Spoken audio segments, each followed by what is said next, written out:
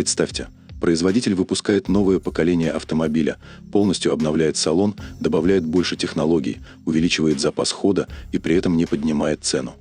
Звучит как что-то из области фантастики. Но именно так поступила ли Авто? Компания представила в Китае глубоко модернизированный L6, который официально считается моделью второго поколения.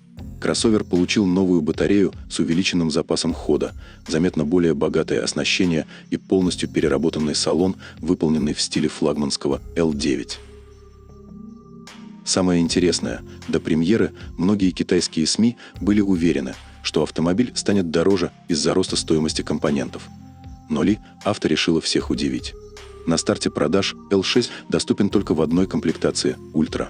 По сути, это бывшая максимальная версия, которая стала еще богаче, но сохранила прежнюю цену – около $37 тысяч. Получается интересная ситуация.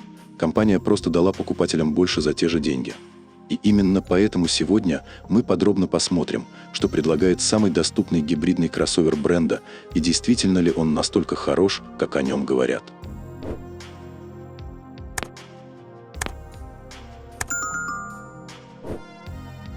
Если поставить рядом старый L6 и новый, с первого взгляда разницу заметит не каждый. Но владелец прошлой версии, скорее всего, сразу найдет пару моментов, из-за которых появится легкое чувство. А вот это уже интересно.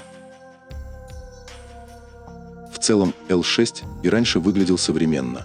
Дизайн получился удачным с самого начала, поэтому в этот раз инженеры и дизайнеры не стали устраивать революцию с полной сменой образа.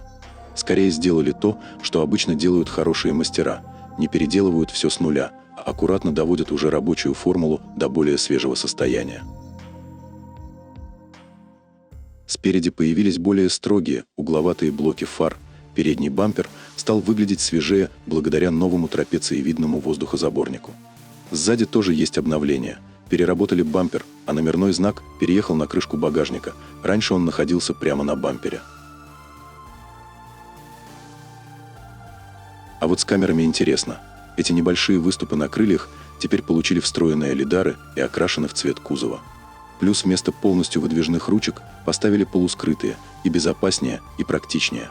Из новых деталей свежие диски на 20 или 21 дюйм за доплату и 7 вариантов цвета кузова.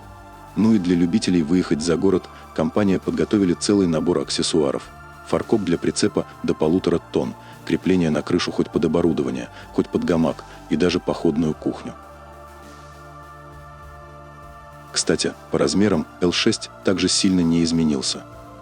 Длина выросла на почти незаметные глазу 10 мм, теперь 4935 мм. В остальном все знакомо. Ширина 1960, высота 1735, база 2920 мм. Снаряженная масса выросла на 200 кг и составляет 2520.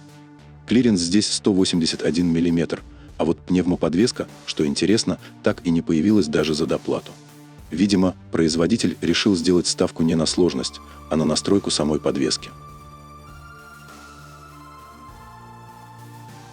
И вот тут как раз есть изменения. Кузов стал жестче. 87,4% конструкция – это высокопрочная сталь. Плюс появилась новая алюминиевая подвеска. Спереди двойные поперечные рычаги, сзади пятирычажная схема. Производитель говорит, что крены кузова удалось снизить на 30%. А еще доработали руль, он стал быстрее реагировать на действия водителя. Прирост заявлен на 13,5%. Казалось бы, цифра небольшая, но именно такие детали часто и меняют ощущение от машины за рулем.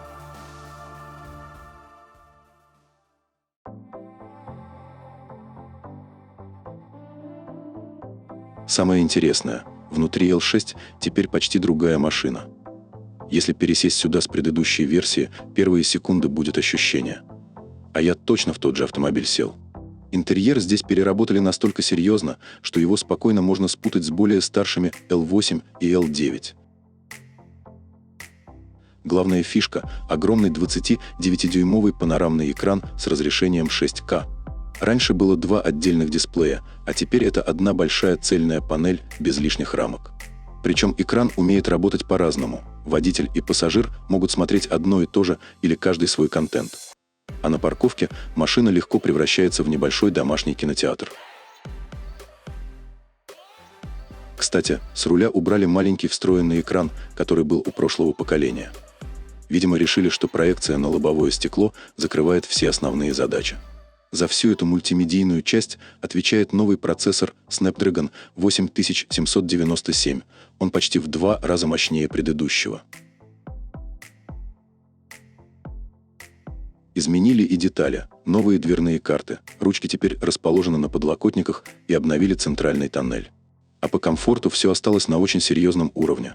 Кресла умеют превращаться почти в кровать.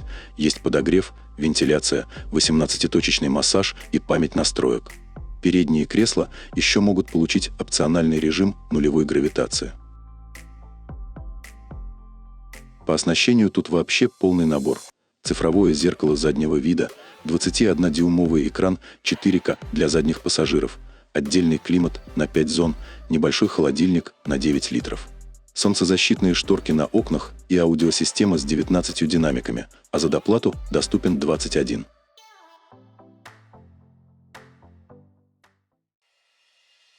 По багажнику производитель никакой информации не дал, поэтому, скорее всего, объемы остались прежними. 490 литров при всех поднятых сиденьях и до 1920, если сложить задний ряд. Итак, по технике L6 кардинально менять ничего не стали. Здесь все тот же последовательный гибрид. По своей сути, это электромобиль с бензиновым генератором. То есть бензиновый мотор к колесам отношения не имеет, он просто подзаряжает батарею. Спереди и сзади стоят 2 электродвигателя, вместе они выдают 408 сил. Плюс тот самый 1,5-литровый бензиновый двигатель на 154 силы. По динамике без сюрпризов сотню машина набирает за 5,4 секунды. Но вот максималка немного выросла. Было 180 км в час, стало уже 200. Главное изменение – новая батарея. Вместо 36,8 теперь стоит аккумулятор на 51 кВт-часа. И это сразу дало прирост по электрическому запасу хода. Раньше было около 180 км, теперь заявляют до 240 по циклу WLTP. А вот общий запас хода немного интереснее. Несмотря на то, что бак уменьшили с 60 до 50 литров, машина все равно может проехать до 1040 км без остановок на заправку и зарядку. Средний расход, кстати, остался примерно тем же, около 7 литров на 100 километров. Ну и отдельный плюс – скорость зарядки. С 20 до 80% батарея заряжается всего за 12 минут. Это на 8 минут быстрее предыдущей версии. Производитель также говорит, что аккумулятор рассчитан примерно на 3000 циклов быстрой зарядки и после эквивалента 500 тысяч километров пробега должен сохранять больше 80% своего ресурса. L6 получил собственную систему помощи водителю на чипе Mac M100 с мощностью 1280 ТОПС. По заявлению компании, задержка реакции снижена на 40%, то есть система реагирует примерно в 2 раза быстрее человека. А если хочется максимум возможностей, за дополнительные $4500 можно поставить расширенный пакет – 2 чипа Mac M100 и 4 лидара. В итоге 2560 ТОПС вычислительной мощности и обзор без слепых зон. Новый L6 умеет сам парковаться, может открыть двери и багажник, когда видит владельца, и даже самостоятельно подъехать с парковки прямо к вам. И вот что получается. Ли Авто не стала изобретать велосипед. Они просто взяли то, что уже хорошо работало, и аккуратно прокачали. Больше комфорта, больше технологий, больше запаса хода, а цена осталась прежней. Конечно, без нюансов не обошлось. Кому-то будет не хватать пневмоподвески, кому-то покажется странным, что внешне машина почти не изменилась. А еще стоит помнить про дополнительные опции. Если собрать автомобиль по максимуму, итоговая цена уже может заметно отличаться от стартовой. Но факт остается фактом: L6 второго поколения выглядит очень серьезным игроком. Похоже, Ли Авто снова сделала ставку на главное – не удивить цифрами на презентации, а дать владельцу ощущение, что он получил больше, чем ожидал. А это, пожалуй, один из самых сильных аргументов при выборе автомобиля. Спасибо, что провели это время с нами и остались до самой последней секунды. Значит, настоящая страсть к автомобилям у нас общая. Подписывайтесь на канал, не пропускайте новые видео, дальше еще интереснее. Пусть ваши колеса всегда крутятся легко, а бензин никогда не кончается в самый неожиданный момент. До новых встреч в наших видео на канале и безопасных километров на дорогах.